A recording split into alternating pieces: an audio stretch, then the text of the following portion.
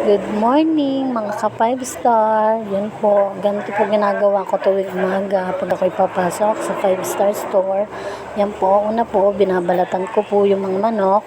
Mga buong manok po yan. Ganyan lang pong ginagawa ko tuwing umaga. Yan po, iisa-isahin pong babalatan. Pas tuhog. Yan, tutusukin po sa bawat gilid. Ganyan po. Yan po, tutusukin na naman niya. Yan, pagkatapos mong tusukin, ikukuros po ang mga binte. Yan, isa-isa pong tusok po. Cross-cross lang po ang bawat binte. Pagkatapos po, yan, ganyan po ginagawa ko. Tutuhugin na po isa-isa. Yan.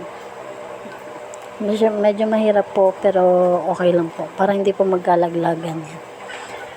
Ganyan po. Thank you for watching.